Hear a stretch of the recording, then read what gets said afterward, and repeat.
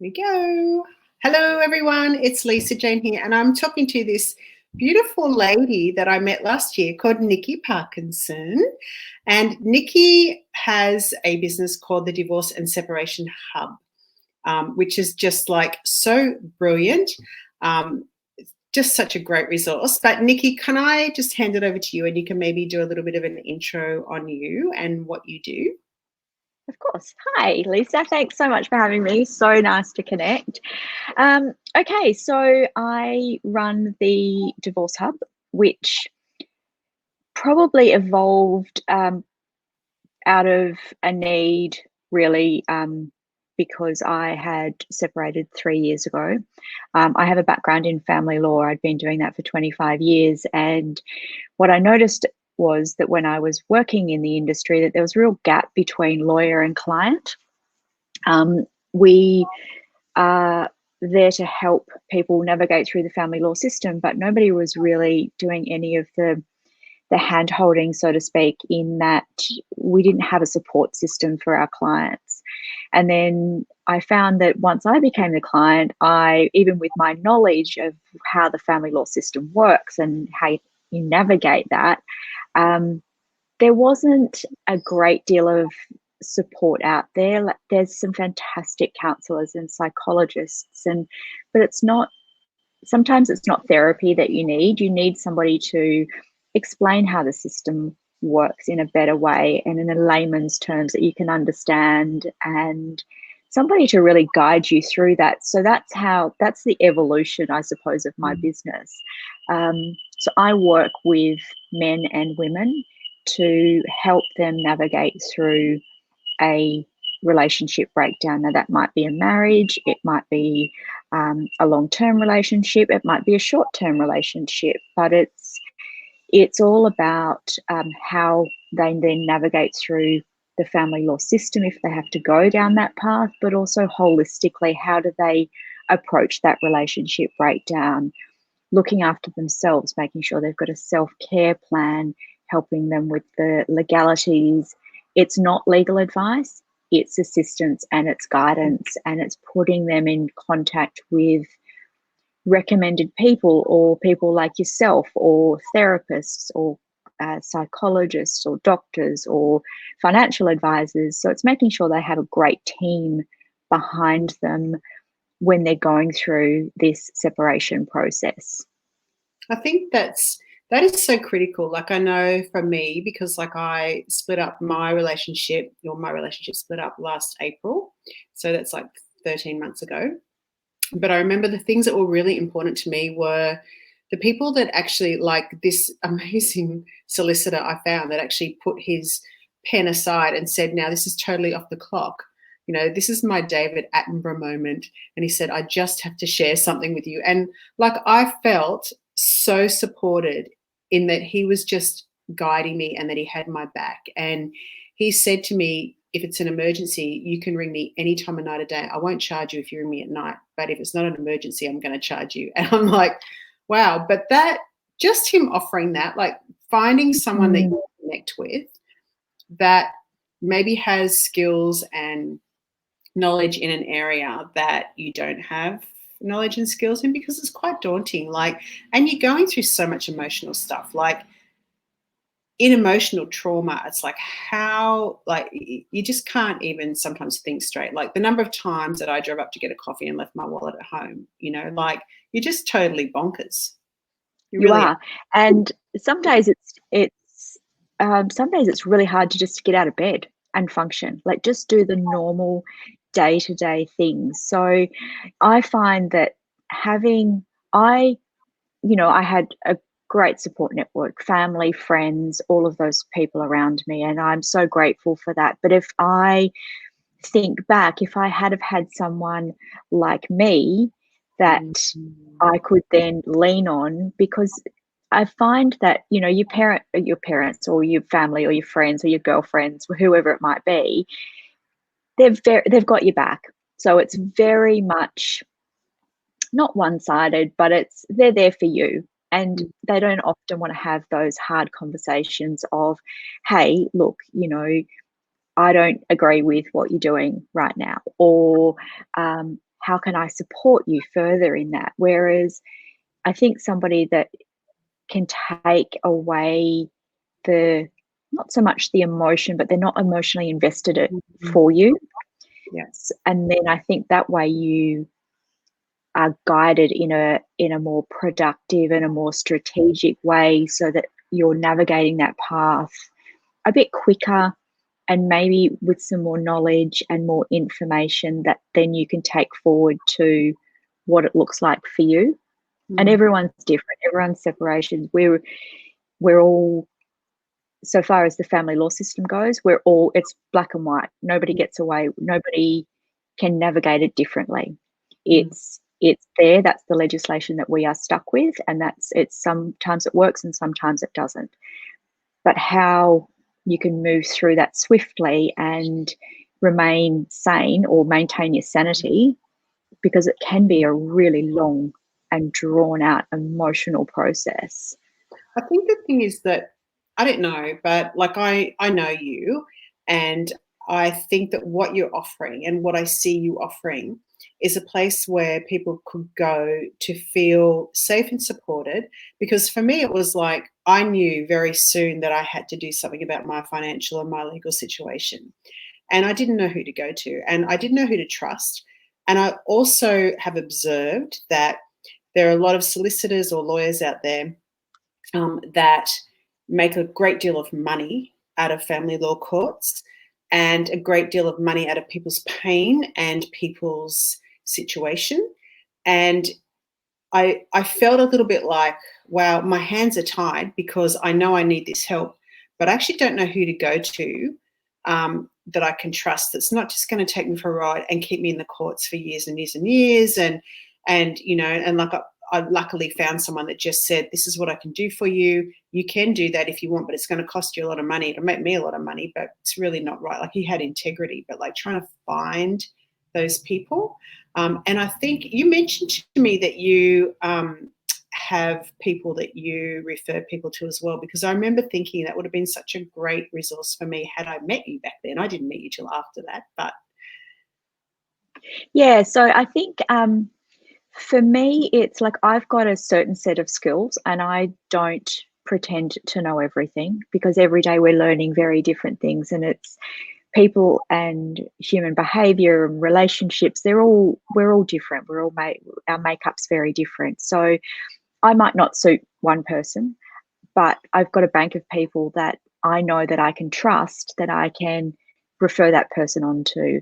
And I think as you say, the support is crucial. So there are some great lawyers out there, and there are some real sharks, and there are some people that will absolutely, if they see the dollar value of your property pool, they will milk it. And it happens, unfortunately. It really does. I will only work with people that have a very solid ethical and moral standing, and I will only refer people that I know are going to be looked after. Because exactly what you just said, what you don't want is somebody that, because trust is also a very big issue. You know, you're already in relationship breakdown, you're emotionally in trauma, and then you have to perhaps learn to trust a stranger. Such a big deal, and one person might not suit the next. So it's very important that you choose a lawyer that, one, trust is important, and who's open and honest with you, that's not going to bullshit you, right? So it's not going to sit there and tell you what you want to hear and charge you $450 an hour to hear it. Actually, I'm gonna just do a nice little twist here into my area, which is the emotions. So for me, what I see a lot of is that one of the things that was a red flag to me is if I talk to people and people were like, they might be putting logs on my fire. So people can support me in a way that either goes, okay, this is the reality, this is what you can do now, or they can actually, fuel up the emotions that I'm feeling and create a real fight between, like, there's a power thing that's happening, and they can it only takes one person, like it might be the other partner's solicitor, to actually just fuel that emotion so that it becomes very hostile. And I've heard stories about people that go to solicitors, and I don't even, is solicitor the right term, or lawyers? I'm not sure. I might be using Same thing. Yeah. So they go there and they've actually had quite an amicable breakup. But as soon as that legal component has been brought in, that's when they've started to feel this, oh, yeah, but she's getting more than you. But how is that fair? Like, look what she's taking. You know, they only have to say a few things, and all of a sudden the harmony and the trust that you've created and maybe have between you and your ex-partner, it's just gone out the window. And for me, that is so much a feeling thing. So those sorts of dynamics never, ever serve us, you know. And for me, I think women were a little bit more it's generalizing, but I think we're a little bit more intuitive when we walk into somewhere, and it's like choosing a doctor, right? So you walk in, you're like, oh no, I think I can work with you, or no, I don't think that we can work together. And it's trial and error, but exactly what it happens in the legal atmosphere as well. You know, it only takes a snippet of someone, and then automatically you're back in that fight flight mode again. And it's I think if a lawyer can remove that, then stay there, because they are worth their weight in gold. So true. And I think that's about paying attention to our feelings, isn't it? So for me, this has been such a learning for me over the years. It's like really paying attention to how I feel, because you'll always get it can be so subtle sometimes. Like I'll pick up the phone and there'll just be something, and you know, like in the past I've ignored it and gone, oh no, or you know, yeah, but they're really highly recommended, I'm going to go with them because so and so said, so and so told me they've used them and they were really happy. And yet there'll be this in me, and like I've really learned to pay attention to that, and it's served me so well that it's something that I think that and that's a skill. Like that is just, it is something that we have to learn. It is, and it's something I think we all do. I think we're all intuitive in some way.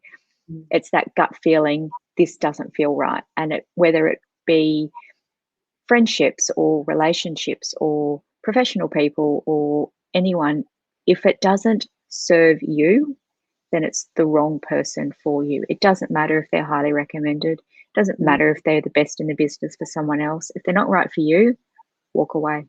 It's true. And that's me included, you know. It's because at the end of the day, me guiding somebody through that divorce process, you have to trust me implicitly. You have to, and same with the work that you do. You know, your people have to trust you implicitly. And if you don't have that from the outset, or if it doesn't feel right, then we're not a good fit for each other. So my advice to people is, let's have a chat first. And if we connect, or if we feel that it's the right thing moving forward to work with each other, and it's vice versa, then you can help those people, I think. Yeah, that's true. And that also is trust of self, isn't it? Like learning to trust yourself enough that when you feel that, you actually pay attention, you know. So there's sort of trust both ways. So the more I trust me to choose the right person, the more I'm able to trust you as well. In that, you know, and I think it's like that what you're saying, like just look around, like know that you can look around and know that you can go. Because I think I actually remember seeing somebody that gave me 20 minutes free, and I sat with her, and she had me, like she'd set me up in this whole great big line of going into the courts and and I could see this great big train of, you know what, and like I really didn't want that. You know, but had I not sat with her and taken up her free 20-minute session, I wouldn't have got to that place. So no, and you wouldn't have known that that wasn't the right path for you either. Yep. You know, it's there's often a you know, if a client comes to you and you're the second or third person down the line that they've seen, there's this common misconception in the legal world that they're fishing for advice that they actually want to hear, as opposed to what they're being told. But I like to think of it in a way that, you know, they're looking for that right person that is going to, because it's such a big deal. Like, you've got Yeah, perhaps finances and kids and fur animals and whatever it might be. This is your life that you're talking about, and this is your future moving forward. So if you find someone to be in your corner by trial and error, then go for it. I say, you know, trial the different lawyers, chat with different people, because that you have to trust them implicitly. You are trusting them with more than just, even though it's a no fault, you want the background as to why. And if you understand the background as to why this relationship is breaking up or this marriage is breaking up, then you can serve them a lot better than what you can if you're just looking at number crunching or, you know, spending time with each other, parenting, or whatever it looks like. It's more than just black and white. And I think that also gives you a sense of certainty, doesn't it? Like, I remember in the days after, like, you know, the climax of the breakup, I remember feeling like so little certainty, like the rug had been taken out from underneath me, and I looked into my future and I couldn't see anything. And I think it's that, you know, there's a period of time that we're going to feel effed up emotionally. Like, you can't do anything about that. And for me, that was challenging because I work with my emotions and I'm like, oh my God, how come I'm feeling like this, you know? But that's part of the emotional process. And I'm very accepting of that.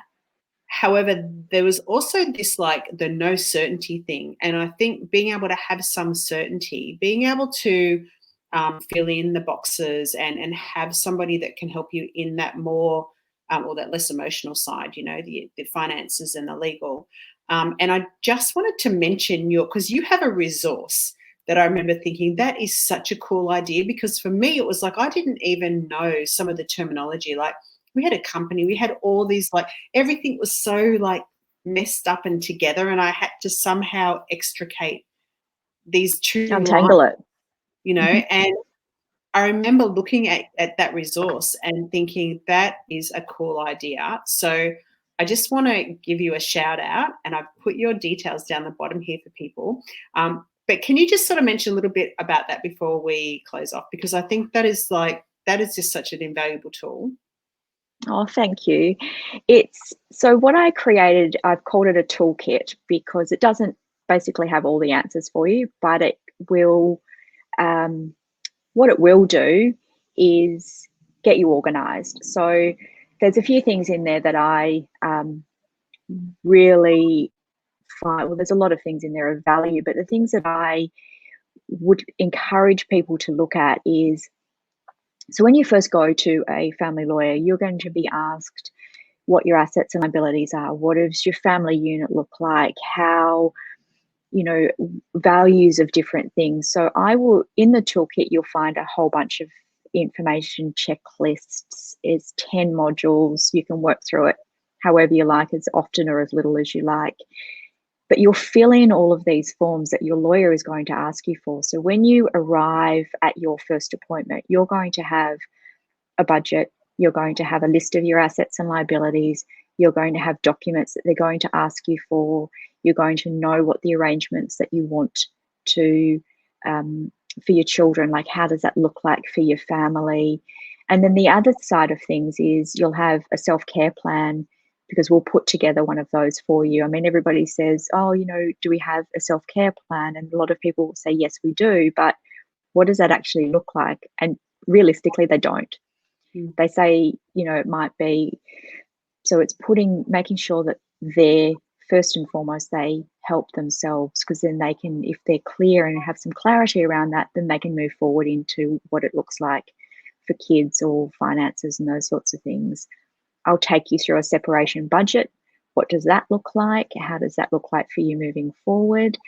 And, you know, giving you some various other tips to work out a chronology. What things are important? What do I record? What do I not record? Some fantastic apps that you can look at with co-parenting.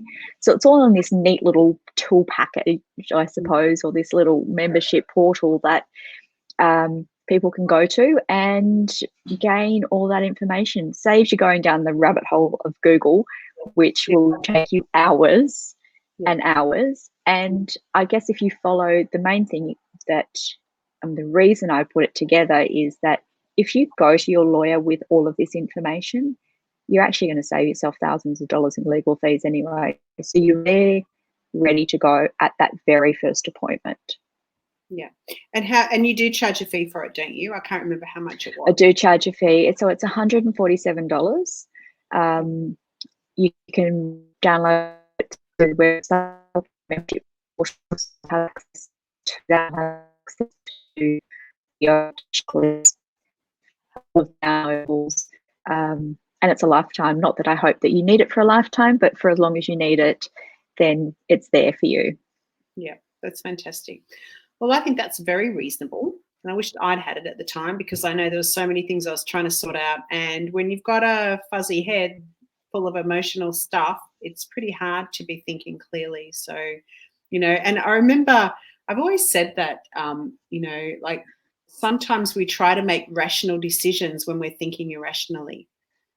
And I think that's very true, especially when we go through an emotional trauma. And I love the fact that you've gone, hey, I'm just going to set this up. I'm going to have this here. It's a great resource, and absolutely would save a lot of time and money, I think, by going through it. And also you're going to learn more about yourself by doing it yourself, and really think about the things you need to think about that probably you haven't ever thought about. No, because it's a new financial, or it's a new, not financial, it's the wrong word. It's a new future for you, and it's a new beginning. And whilst it's not easy, and honestly, it's bloody horrible to go through, really. I don't, whether it's an amicable separation or not, it's still awful. It's still traumatic. But if you can find, if you've got some knowledge behind you, some information, you can make informed decisions. And that's when it becomes really exciting, because you can move forward into, and you're taking control of that. You're making those decisions for you and your future moving forward. And that's pretty empowering. It is empowering. Absolutely. Yeah. I love it. I love it. Now, your video is just like a little bit fizzy-wizzy, so we might say looks beautiful with your hair. Oh, look, so much hair. So, Nikki, thank you so much. I really appreciated you coming on, having a chat. I just sort of thought it might be timely because, there's a lot of stuff going down right now emotionally in families. And I think it's such a great resource, and I really appreciate your time. And we'll Thank you, Lisa. Soon, no doubt. And all the best. We absolutely will. Yeah. So glad I met you. Thank you. All right, darling. Thank you so much. Lots Take of love. care. Soon. You Thanks. too. Bye. Bye.